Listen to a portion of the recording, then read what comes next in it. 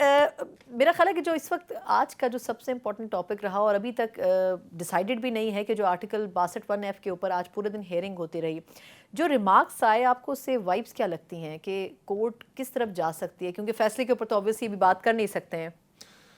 دیکھیں اب یہ تو کہنا قبل از وقت ہوگا کہ کورٹ کس جانب جائے گی، لیکن جہاں تک اس قانون کا تعلق ہے، تاحیات نااہلی کا تعلق ہے، تو وہ میں سمجھتا ہوں کہ تاحیات نااہلی نہیں ہونی چاہیے.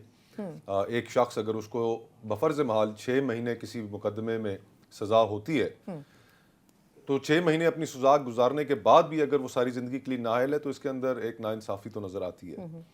اور اس کی انٹرپریٹیشن ہونی چاہیے. گو کہ پارلیمنٹ نے ایک قانون بھی پاس کیا تھا پچھلے ٹینیور میں، اور اس میں اس کی جو نااہلی کی ٹرم تھی وہ 5 سال تک اس قانون کے تحت جی ہاں رکھتی تھی.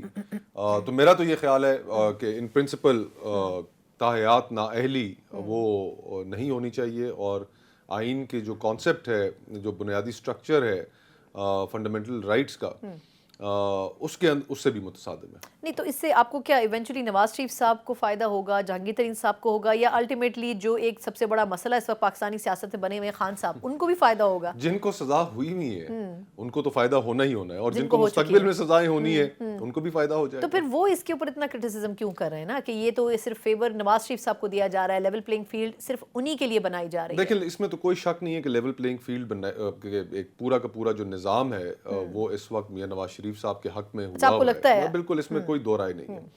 لیکن جہاں تک اس قانون کا تعلق ہے تو یہ قانون ایک جو انٹرپریٹیشن کی تھی سپریم کورٹ نے، وہ غلط انٹرپریٹیشن کی تھی میرے خیال میں، اور تاحیات نااہلی کسی بھی صورت نہیں ہونی چاہیے.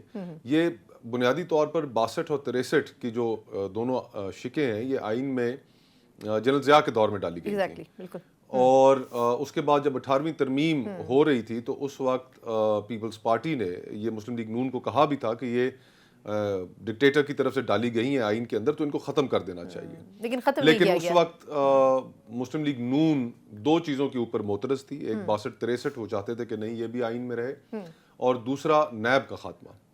ان دونوں چیزوں پہ مسلم لیگ نون کا خیال تھا کہ یہ نہیں ختم ہونی چاہیے، کیونکہ ان کو استعمال کرنا تھا آگے. جی ہاں بالکل. اور پھر وہی دونوں چیزیں مسلم لیگ نون کے گلے میں بھی پڑی اور دیگر سیاسی قائدین کے گلے میں بھی پڑی. تو یہ اس طرح کی جو انسرشنز ہیں آئین کے اندر جو ڈکٹیٹرز نے کی ہوئی ہیں، اب جس طرح کہ ایک امیدوار کا یا ایک نمائندے کا یا ایک ممبر قومی اسمبلی کا یا سینٹ کا پرہیزگار ہونا، متقی ہونا، اور یہ صادق اور امین ہونا، یہ کون ڈیسائیڈ کرے گا؟ یہ کون ڈیسائیڈ کرے گا؟ یہ انسان کے بس کی تو چیزیں ہی نہیں ہیں. جو خدا تعالیٰ کے جو اختیارات ہیں وہ عدالتیں استعمال کرتی ہیں تو مناسب نہیں ہے، اس کو ختم ہونا چاہیے.